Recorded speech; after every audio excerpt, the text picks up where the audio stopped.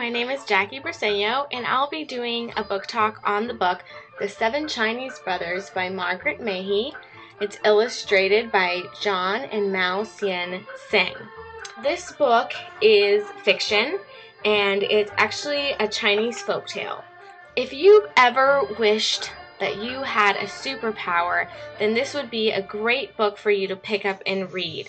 The main characters in this book are the seven Chinese brothers, which are the protagonists.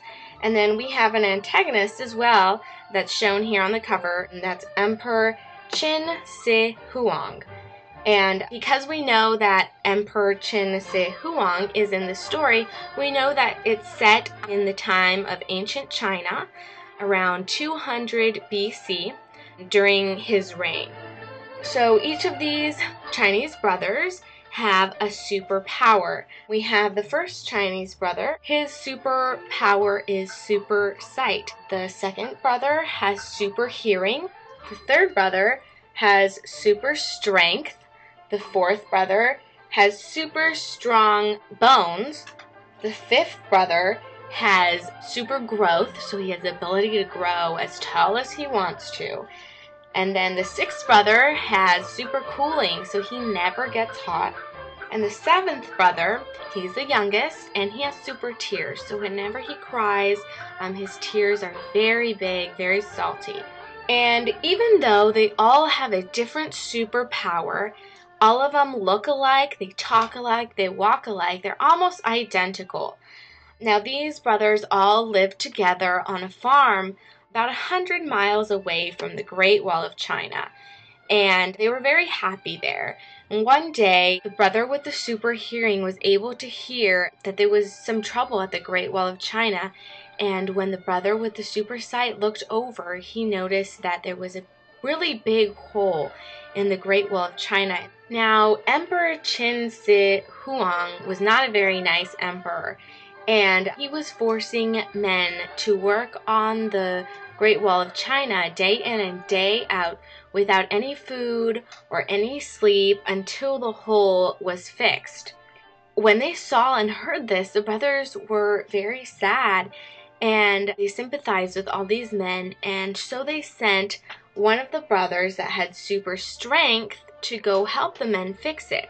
So the brother was able to get there and fix it within one day. However, when the emperor heard about this brother that had super strength, he became very frightened, and he was worried that the brother might be a threat to his empire, and so he sent his armies to go kill the brother. When the other brothers heard about this, they were very scared and sad because they thought that one of their brothers would be killed. So they sent another brother whose power would be able to save them, and the other brother was able to come home. So every time the emperor was able to think of a new way to kill the brother, the other brother sent a different brother with a different power to save them. Finally, the emperor was able to think of a way to kill the brother that none of the other brothers had a power that would be able to save them. And so all of the brothers were very sad, especially the youngest brother. Now remember, the youngest brother had a super power of super tears. And so when the youngest brother began to cry, then his tears were able to wipe away the armies and the emperor. And so the brothers were able to be rescued and were able to live happily ever after. And so this book does have a very happy ending. I'd like to read you just a small section of this book.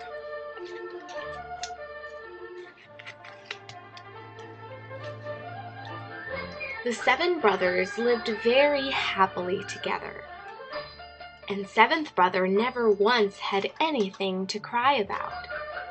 But one day, as they worked on their hillside, first brother lifted his head with his amazing ears on either side of it, and said, "I can hear such a moaning and a groaning 100 miles away by the Great Wall of China.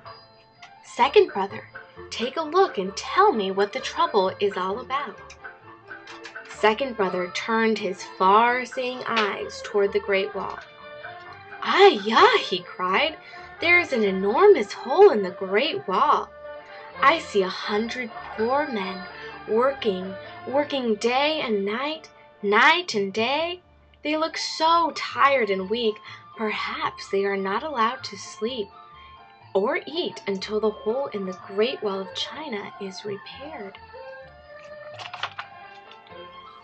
"Ah-ya, I can't bear it," cried Seventh Brother, who was always hungry himself. He looked as if he might begin to cry in sympathy with the poor, hard-working men. "Don't cry," said Third Brother quickly. "I'll go and help them." Off he went as quickly as he could, and got there in half a minute. No time at all. He set to work at once, tossing great stones from one hand to the other, as if they were feathers. By the time darkness came, the hole was completely filled. Then Third Brother lay down to take a nap. And so that's just a small section of this book.